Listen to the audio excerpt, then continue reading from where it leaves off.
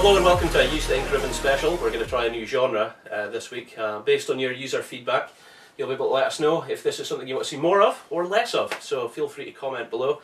As you know, I'm Magic Constantine. We've got with us Lewis Cooper. Hi there. And Douglas Robb. Hello. Their Twitter names and various gamer tags and information shown below if you'd like to choose to follow them. So this week, I'm just going to throw us off in the deep end. I've been inviting the audience to send us messages in, and we got a message from Zebra Gun War Cool, asking us why games take the new games that come out, why they're broken as soon as they come out and why they take so long to fix. Have you encountered this, either of you, before? Yeah, with Arkham Origins. That was a horrible, horrible excuse for a game. Was it? Yeah, it was so many problems. For example, there was one of the hardest settings was you had to do it all on the most difficult setting, and you can't die. If you die, you just have to start all over again. Sure, yeah. So I got halfway through it, got to the police station, I jumped down from a vantage point and fell through the game. Fell through the whole game? Fell through the whole game and would fall to my death. I remember walking about in Skyrim, and mammoths would try to approach you, and before they went to attack, they'd just throw themselves into the sky. They'd just disappear, and you'd be looking up going, what happened there? So no, I can completely identify that a lot of brand new games that come out, are just completely broken. And why should we wait so long, pre-order, throw all this money in? I believe that's the argument he's kind of getting at. And, yeah, I don't know, maybe it just feels like games are rushed these days. It's like, oh, we've got a great franchise, let's just extort it as best we can. And just throw a game out every year. Well, an interesting one that was in the media recently is Elder Scrolls Online. Elder Scrolls Online came out, and there was a fairly massive exploit available to gamers, in that if you deposited something into the guild bank, you could withdraw it, use it, and then somehow it was still in your bank. There was some sort of, you'll have to forgive me if I don't know the exact details of this. So kind of like just a cheat to get more and more money. Yeah, you could like sell the thing that was in your guild bank to somebody and then still have it and do it again, and you could keep circling this to take like one item and then effectively turn it into hundreds of thousands of the same item and sell them all for profit and thus make lots of money without actually doing anything. So now, apparently this was picked up in beta, that users were doing this, and you would expect that that's the sort of thing that happens. If it was picked up there, it should have been taken out straight away. Well, well, the gamer community knew of it and they discussed it, but I don't know if the developer found out. Thousands of people have now been banned, just permanent bans, which is fair enough. Oh yeah.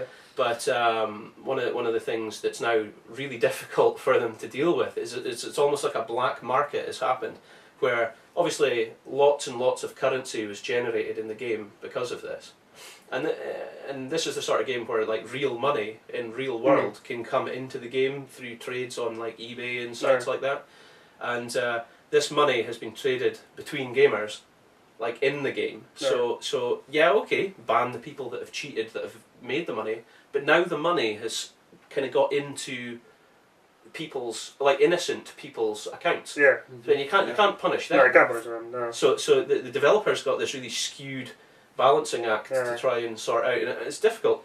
So I don't envy them. I really don't. That's a difficult situation to be in. I mean, an interesting one that's still kind of going on as well is, I don't know if you heard about this at all, but a couple of people managed to file a class action lawsuit against EA for how bad Battlefield 4 was when it was released. It's still not in Japan. No. Do you know that? It's still not even released in Japan, because apparently the Chinese government felt it was demonising China because they were like the villain in the plot.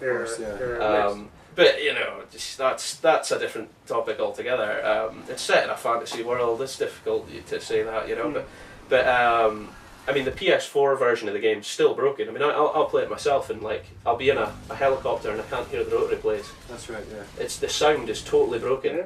Like you play it on Xbox One, you play it on PC. There's not an issue. I mean, there's probably bugs. There's got to be issues. But PS4 version, the audio is completely broken. It's just, and I'm sorry to say that, but it is. It's a great game, and don't get me wrong, but it's broken, definitely. So a class action lawsuit was filed against them, specifically for the statements that were materially false and failed to disclose bugs were announced. So this meant that the share price went up 24 to 25%, and then the game released loads of bugs and plummeted. And this meant to like hundreds of millions of dollars being lost. And shareholders were trying to say, this shouldn't have happened. Yeah. Hundreds of millions of dollars reflected in your bugs. I mean, it's all fair and well to say like, oh yeah, okay, so it's a bit glitchy. The game's a bit glitchy. We'll fix it. Gamers will deal with it for a couple of weeks, and gamers were remarkably patient people. Do you not think? No. Well, maybe not so much you. Okay, maybe not so much you. Many a controller. You're an angry gamer. You played was it Lord of the Rings? What was that one? Which one? The one you and Gib did together. Oh no, War of the North. War of the North. Yeah. Me and my wife did that, and we loved it. But it had this weird problem where occasionally you'd like, alright, save, we'll play it another day, turn it on, and it was like, I'll pick my character, she'll pick her character, and it'll be like, sorry, you can't because you're not both at the same point. And it's like, but we're playing on the same console at the same time together, so we'd have to start the entire game over again. And lots and lots of people had this problem, and the company just like, nah, not doing anything about it. Oh god, no, well, that's not good. That's not good. So I would prefer, I don't mind mistakes as long as a company's willing to go, okay, hands up, made a mistake, give us time to fix it, we'll send you but this is what I'm saying. So the fact that this class action lawsuit has been filed against EA is theoretically going to change things, the developers are going to be forced, because like I was saying, it's all fair and well saying gamers just deal with it for a wee while, we'll come around to it, but I mean, it was so bad to start with. When shareholders lose hundreds of millions of dollars because of this, then there's like a financial penalty there where they say, well, you can't do this again, or else criminal, reflections will happen. So it's pretty bad. So that's that. Yeah. So in other news, Marty O'Donnell of Halo fame was terminated without cause. Did you hear about this? I heard about that. Kind of. Suspicious, but I mean, Coop, you're not the biggest of gamers, which is great for this TV show, by the way. But you yourself must have heard the music from the Halo universe. Yeah, I have. Yeah. I mean, I was really kind of. I mean, it's been 10 years. How many years has Halo been going now? Just over 10 years because the anniversary of the first one was last year. So I mean, 11 years or so, and I can still remember the first Warthog race with my pal on the back mounting the gun, and we're driving, and the music was really good, and that. So I mean, it's a legendary soundtrack this man's leaving behind him. So much so that his music's going to still be in Destiny.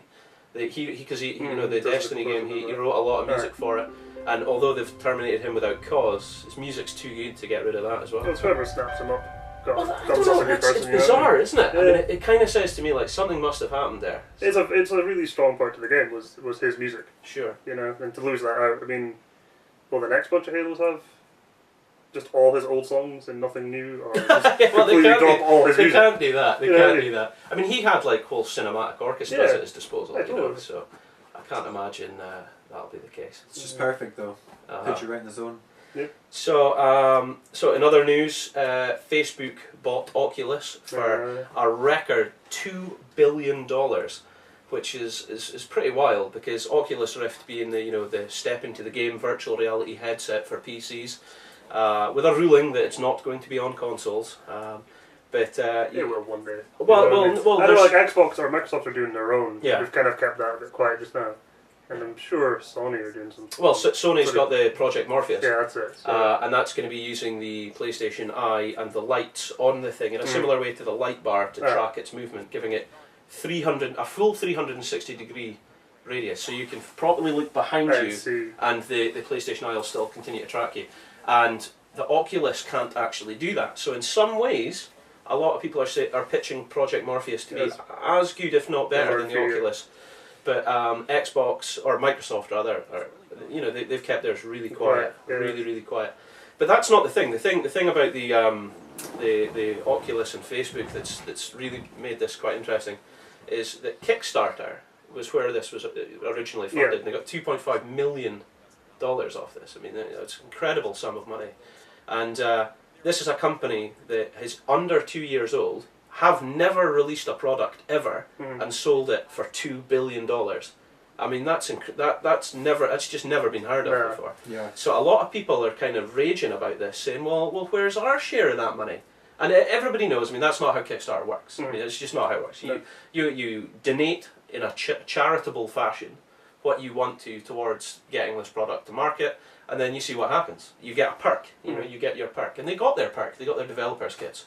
But that's a developer's kit for a commercial product that has never been released. So they just kind of freely gave money to a company to go away and venture capitalise $2 billion and for them to get nothing in return. And then when they succeeded through a hissy fit. So. Yeah. Well, I mean, it started a kind of need for a venture capital version of Kickstarter, where rather than get the perk, or even maybe get the perk as well, you get like a share in the company. Yeah.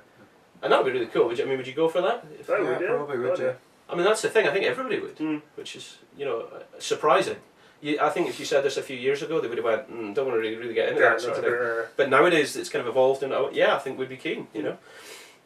But speaking of the Oculus Rift, we had a question from a user asking what's going to be the new 3D, or what's going to be the new VR kind of future, what's happening with this. Well, it's already been set in stone, in that David Attenborough announced in 2012, so it's been on the go for a while, an Oculus Rift capable virtual reality documentary that has already been filmed. That sounds cool. Yeah, and it's called Conquest of the Skies, which is a quality name, apparently feappearing bird's eye views. In that apparently they didn't put little glasses on birds. They had to develop apparently a very bespoke camera to do this, and it's apparently flying over the canopies and doing all sorts of really wild things, giving you an never before seen. You see, these are terms that I make myself for the show. A never before seen kind of bird's eye view, literally, of the birds. And I think, my father himself is a big fan of like ospreys and things like that. So I think this will be right up his street. Oh, totally. It'll be mental though. I mean, to be fair though, there'll be a sense of vertigo and stuff involved with that. Fly, That's true. I don't think I've ever looked down on a flying bird. That'll be weird, won't it? It'll be weird. But I'm totally up for it, because Attenborough's great at the best of times, so him actually doing a virtual reality documentary, it's going to be pretty mental. But speaking of narration, big in the news this week, Snoop Dogg has released a downloadable content feature for Call of Duty Ghosts. Is he back to Snoop Dogg? Well, you see, I don't know if it's Snoop Lion or if it's Snoop Dogg. Yeah, no, I think he's back to being called Snoop Dogg. He did try Snoop Lion or whatever it was for a while. And it's So Money Supermarket. yes, that was it. That was it. He did a That's So Money Supermarket. So, I mean, what other kind of people would you like to see narrating or video games or appearing in video games? Is there any way that you'd like to see it, and in what type of genre? I wouldn't mind seeing Christopher Walken. Everybody loves a bit of Christopher Walken. You know what I mean? Plain and simple. I wish I could do the accent, but I can't even. That would be cool. Yeah, I'd like that. I'd like to see some Christopher Walken. Okay. And Richard Pryor, if he was alive, that would be sweet. Can you imagine? It'd have to be an 18. Like, just the type of Richard Pryor game. Yeah. Oh man, that's just asking for it, isn't it? We really need a Richard Pryor game. You got him? Oh, I'm not sure. I'm thinking maybe a nice introduction from Prince Charles, maybe. Prince Charles approves this game. Can you imagine? 2 royal thumbs up. Getting the Crown copyright approved game with Charles. Oh my gosh. His Royal Highness introduces EA Sports, and he's not in this game. Oh my god. That'd be epic. So that's that. For the 3rd month in a row, PS4 has managed to outsell Xbox One sales, which is interesting because Microsoft had pinned quite a lot of hopes on their AAA game Titanfall, and it did really well. But for this month, again, PS4s are continuing to outsell them, which is probably interesting news for Microsoft, because they're thinking, well, they can't release a game like that every month, so the gap surely is only going to widen. Maybe the PlayStation sales will just slow down because nobody will buy them anymore. Well, I mean, it's an interesting debate, you know. But things like, you know, it doesn't really matter. We're getting ripped off either way. So. This is true. This is true. The Amazing Spider-Man 2. It's been cancelled on Xbox One. Yeah. What the hell? Yeah, and it doesn't seem to make any sense. I mean, why is that? I can't even, with any conjecture, I can't even come up with any reason for that. It's still on Xbox 360, it's still on PS4, it's still on PC and all the other formats, but it's just there. It's not. I can't think of any logical reason why they've done that, because they must have got so far through development as well, you know. Would you play Spider-Man? Yeah, absolutely. I like Spider-Man. Spider-Man and the Lego game for the PS4. Great character. Yeah, I haven't actually. You see, I don't play a lot of the Lego games. You're a big fan, though, aren't you? I am indeed. Yeah. Yeah, and it's like a bit of Lego. Don't know why. Oh, I mean, well, it's their in jokes. I see. I don't play them, but I appreciate the humour. They've got their in jokes, which is quite good. Blizzard, the manufacturers of StarCraft, Warcraft, World of Warcraft, you know, but they're largely a PC franchise, and they've released a new game called Hearthstone, a collectible card trading game, you know, but it's apparently going to be free for the iPad. Free, and it's going to. They're en route for an Android version, which will work with, you know, the Google tablets and all that. So now I think that's a very interesting move by Blizzard, because there's the console market, there's the PC market, and the tablet kind of smartphone market seen as a total segregated beast altogether. And I think that's a very clever move by Blizzard to target or to tap into a market where there isn't largely a lot of competitors. No, that's true. And I think they could go from zero to massive, big deal in like no time at all. And the thing is, it's the sort of game I'd be tempted by. Yeah. I could see myself, I mean, we were speaking about this earlier, Magic the Gathering and stuff. Yeah. People that play that, they get really into it and get really competitive. And I don't have a lot of time to really do that sort of stuff anymore. I'm consumed by the video games that we play here, but I mean, it'd be cool. It'd be cool to occasionally, like, you know, put a 60p, 70p, put $1, you know, whatever into this game, get a rare pack of cards, and then play people in your spare time. I could see it. I could see it because I'm the sort of target audience that gets sucked into this and then feels nothing but remorse late at night going, I can't believe I spent a $5 on a stupid game like that. You know, but you know, gonna go hungry tonight. You know what I mean? That's what happens. You end up spending this money, and you're like, why did I do that? Ah! It happens so quickly. It's almost like gambling. It's ridiculous. Yeah, it's always tiny sums, and you're like, oh, that's not much. That's not much. And you lie down, and you're like, oh wait a minute, that adds up to like a lot of money. Yeah, I mean, that's what happens. Didn't see that coming. I mean, everybody goes on about like the in-app purchases in Candy Crush and how that should almost be made illegal. But I mean, this is exactly that. I would end up doing this. I'd spend all that money, and I'd be like, ugh, but I'd at least, you know, hopefully have some sort of like score for it. Blizzard have got like a kind of trophy system as well, like where you get in StarCraft you get points, and in Warcraft you get scraps, you know. So I would imagine this would tie into that, and it'd just be another thing for me to advertise, like my PSN or my gamer tag, and then that again, you know. So yeah, that's Blizzard. The other thing is PS4's got a big update due. There was recently a big update for Xbox One, I think. And it was okay. It released Twitch and stuff for Xbox. Have you tried that out yet? I have not. Well, I've tried out the Twitch on the PS4, and Ustream's available as well, obviously. But the sharing, you know, broadcasting of your games. Well, it's all very well, but I mean, it gives you limited control over what you're broadcasting. You're literally just broadcasting your game or footage of yourself. Yeah. But with the latest PS4 update that's due, not out yet, we'll have a video editor allowing you to cut, add things, you know, all sorts. Make it fancy, really. It'll be pretty good. One of the things it's going to include, which I'm screaming out for, is the ability to plug in a USB external hard drive and then copy it to that. Yeah. So you can take it off the computer and then off the console and onto a computer, and then edit it to your own leisure. Yeah. It's funny that I'm not really into like uploading videos of myself, like playing a game, because I don't know, I just don't see it as exciting watching some of these videos. Because I've watched like a couple, and it's just, oh, this video looks like it's exciting, and it's just somebody doing the level normally, and I'm like, oh, okay. But like occasionally when I play a game by myself, I do something outrageously spectacular, and I'm like, if I tell somebody this, they're not going to believe it. Like, I do remember once playing an old Tiger Woods game, it must have been like 2002, 2003, and don't know, it's like some level, and I was like, it's a par 5, but I went all the way down like a mountain, so I was like, I'll just head over the mountain just for a laugh. Got it in 1. Really? No way. Yeah, but there was no one there to prove it, and I was just like, ah. Well, you see, getting a hole in one over a mountain, that's the sort of That's thing. the thing I would have definitely uploaded if it was around at the time. You see, because you don't expect it. No. The consoles are always recording. Yeah, so you so can it's just cool. hit share, and you've got I it. just do it like that. That's fine, but making it super fancy with explosives and frames and stuff, I just don't see the point. Well, no, but I mean, you might want to take like two or three bits out of your hour's game and put them together. And currently, that's unavailable. Like a montage. And now you'll be able to. I mean, that's very simple stuff. That makes sense, I suppose. So I mean, that's what they're getting at there, I think. So we had a question from Cowlord. Just bear with me a second so I can get it up on screen.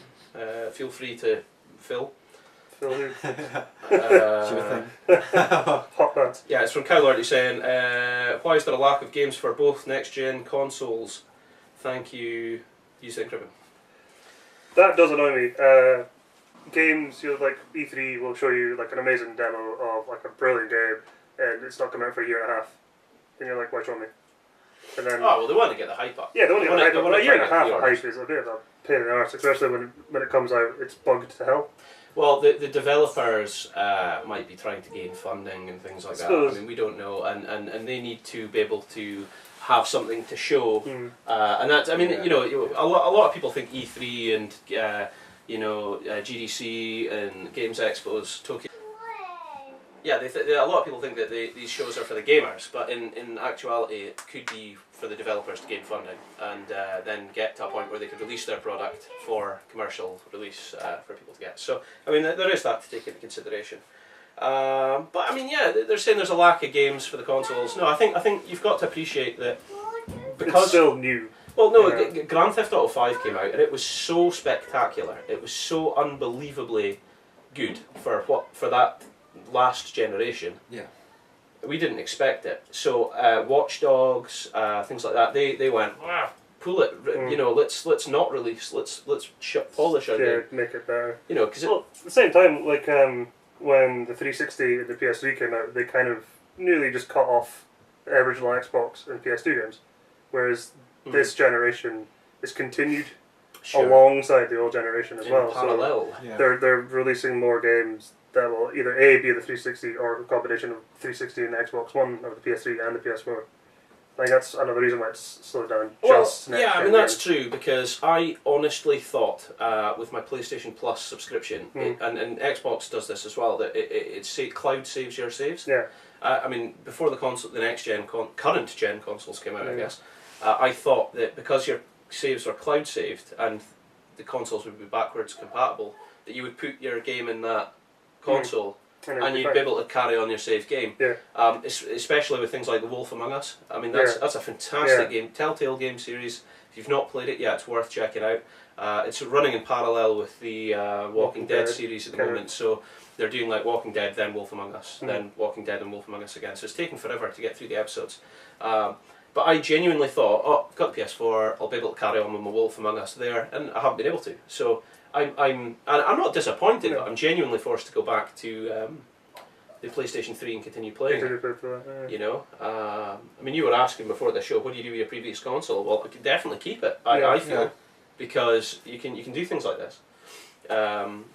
So I mean, in answer to Cowlord's question, I mean, there's a bit of a lack. There's a drought of games, but I mean, it's on the basis that things have been delayed and they're also trying to run in parallel. There's things like a PS4 remaster of The Last of Us is coming out. Yeah, I saw that. And that's it's due for release this end of May, early June. End of May. I think it's end of May, around about the same time as Watch Dogs is 27th of May, and that's going to be fantastic. So if you're looking for a new game to, I did see new gameplay, and it did look a bit ropey. Really? Yeah, it wasn't like. For what console? I think it was PS4. Oh no! Don't say that. It looked a little bit ropey, and I don't know. I mean, I'm excited for it. To be fair, is this going to stop either of us getting the official DedSec edition from Ubisoft? not even slightly. No. We're both going to have it, Yeah. and we're both going to have our figurines adding the collection, and it's going to be great.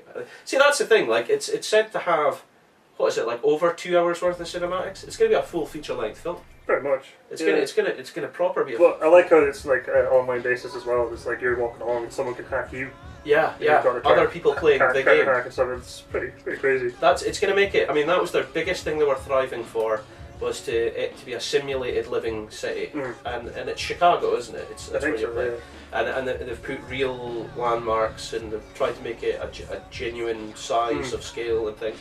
So I think it's so close in that way to GTA 5. I mean, I don't know if you saw the trailer, but it just... Yeah. I'm sorry to say it, Ubisoft, but it was a total rip-off of GTA 5's trailer. But you know, with that in mind, it's obvious why they delayed. It's obvious. But speaking about Last of Us, there's Last of Us DLC. I believe this is the final part of DLC. It's called Left Behind. No, is it? Yeah. Left Behind? Yeah. Oh, I don't know now. Well, there was at least one called Left Behind. I don't know if this no, one. I don't think this one's called Left Behind. Since I don't own a PlayStation. But this is the last one, and it's featuring Troy again. And it looks good. I'm going to get that, I think. You still need to lend me your... is it Beyond Two Souls? Yeah. Oh, Beyond Two Souls. See, I'm a big fan of the storyline games, and that was a good story. It's not... it didn't have a lot of replay value, and I can tell that when you got to the end of the game, that's why it got mediocre reviews. But I think people playing the game were very much entertained. I enjoyed it. And that's the thing. That's if you're entertained, you've succeeded as a developer, surely. And you know, that guy, the director, of that technical game director, the French guy that runs Quantic Dreams, he gets a lot of stick, and he doesn't deserve it. He really is a bit of a visionary. You know, he's trying his hardest to go out there and make unique things, and he deserves credit for doing so. So we had a question from Simon Lynn saying, what is the best Easter egg we have ever seen in a game? And, you know, tell us about it. I saw one the other day. I was actually annoyed I didn't know about it when I had the game. I played Rise. Yeah. Was it Son of Rome? And I think it's the third level. You're on a beach, and you're like getting stormed over and taken over by heaps of people, and you got to run up this beach. And if you go through the level, there's like 3 areas where there's skulls. It doesn't prompt you to do it. If you go up to the skull, press A, you pick them up, do that 3 times, and then you later on in the game come off a ship, and then like your army's going up the beach, and if you turn around, there's a ghost ship, and like if you get all the skulls, just sends out like an army of the dead, like in Lord of the Rings. Oh, I thought it was sweet. That would have been cool. Absolutely amazing. That would have been cool. Well, I traded in the game by the time that came along. Crikey, I mean, there's been so many Easter eggs, I wouldn't know where to start. I mean, there's a lot of cameos of one that I saw was it Forza? You got the Warthog. You could drive it. Yeah. You could see the Warthog from Halo in Forza. And, they're scattered all over the place. Witcher 2, there's a dead assassin. Lewis, have you got any? Do you remember any? Because it's difficult. I'm on the spot trying to think of any as well. So. I'm sorry, I can't think of any really to speak about. Okay. Oh man, I mean, if you just say Duke Nukem, that's probably enough for any Easter egg ever. Yeah. There was a lot in that game. Mildly sexist to say the least, but all of them brilliant. We've got a question from Gary Weiner saying, whatever happened to Sega? I'm not really sure if he wants to elaborate on that at all, but... They're still a company though, aren't they? They're still selling games, but they're not a console anymore. Yeah, that's really it. Yeah. I mean, they've still got their Sonic the Hedgehog cooperative with Nintendo, so... Yeah, I can see, hate to say it, but like maybe in 10 years' time Nintendo will go down the same road. Losing out in the console war. Really? Yeah. Oh, yeah.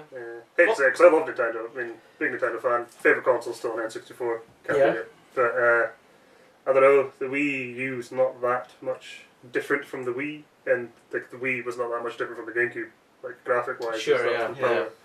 So... Well, I mean, no, that's a fair point. It's a fair point. So whatever happened to Sega? Well, they're a games company now, pretty much exclusively. They're not really developing like consoles. I mean, the Sega Saturn flopped like nobody's business, and you know, so they're still making games. Just keep an eye out. You're going to see probably their iconic figures.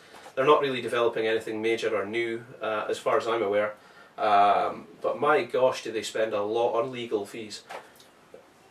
Yeah, seeing a lot of that. Yeah. A lot of that. We've got a question from Stunt Babe.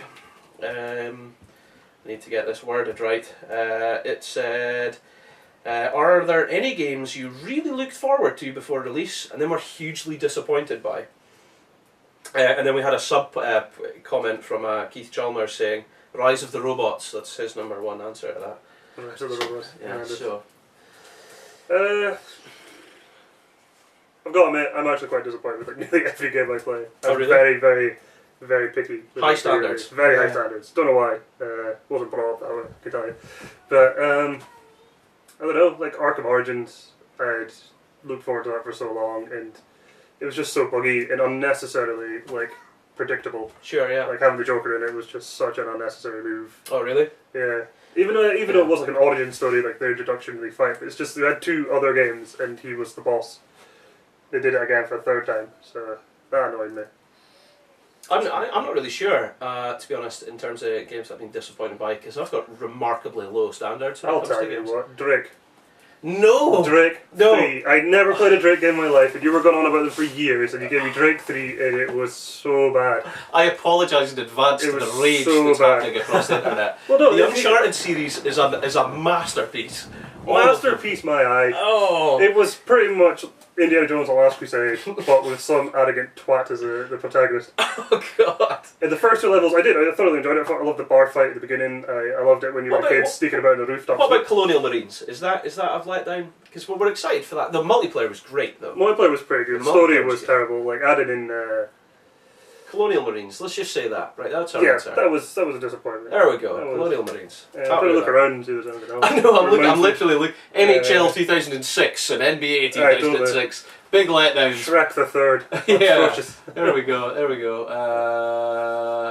BioShock Infinite. BioShock Infinite was beautiful. Well, he liked it. Absolutely beautiful. I don't know. The second, like the last DLC was a bit we got a question from Kevin H. I'm trying to remember his gamer name because he never actually gave me his gamer name. With top quality games such as Mario 3D World and Mario Kart 8 and Smash Bros on the horizon, will the Wii U gain any ground, or will the severe drought of anything to justify a PS4 or Xbox One right now? So I think he's saying, should I just go buy a PS4 or Xbox One, or are any of the other games that are coming out for Wii U help them gain any ground? Buy both. Well, my personal opinion of this is similar to yours in that I don't think the Wii U has enough in it. I don't think it's got enough growth to actually ever catch up. I mean, it would need to be a remarkably successful game. Because, I mean, that's the thing. Like, to be fair, in terms of statistics, the Wii Fit board actually outsold nearly anything ever in any hardware, ever. The Wii U's pretty much, the Wii Fit board almost single-handedly sold more Wiis than anything that's ever been released. It's got sales that are like they're just unbelievable, totally remarkable. I was looking at the statistics of that recently, and I remember being tremendously surprised by the severe spike in sales that continued, and I think people to this day will continue to try and buy them because you can do yoga and all. Yeah, I suppose like with the Wii U, it's really it's cheap. It's good. It's like it's a good price compared to the rip-offs of the Xbox and the PlayStation. Sure. Kids can get more involved with it. It's more open to like a family basis. Yeah. So that's kind of cool. And I mean, who doesn't love Mario Kart and the colourful beautifulness of Mario Lands and stuff like that? But I don't know if it's going to be enough. Well, I mean, that's what I feel. It would need to be beyond the traditional Nintendo characters that we all know. They need to bring out a new franchise. It would need to be something like a Wii Fit board with some sort of character like that would bring it back. Yeah. Other than that, I'm sorry to say that I personally feel the Wii U will continue only being loved by old school, hardcore Nintendo lovers. That's the only people that will continue. To bring in a new audience, it would need something new. And in today's world of super modern graphics and online content, I'm not sure if it can compete. So that's that. That being said, though, there's an RTS game coming out in May called Soldier and Soldiers for Wii U that looks quite interesting, and in Q2 of this year there's going to be a game called Mastered Reboot in which your mind up into the soul cloud, and that sounds ace. That sounds horrifying. And it's a first-person shooter multiplayer experience. It looks pretty, but not in a Call of Duty way. Before I ruin it, Master Reboot does look interesting. So, I mean, there are things that Wii U are trying, and it could be, we could see what happens there. Yeah, all we can do is wait and watch. Well, that's it. Well, that's about all we've got time for this week. If you guys want to tune in, remember it's www.youtube.com/UseTheInkRibbon, or you can find us on Facebook at facebook.com/UseTheInkRibbon. That'd be magic. This has been Lewis, this has been Doug, and we'll keep it tuned in. Ciao.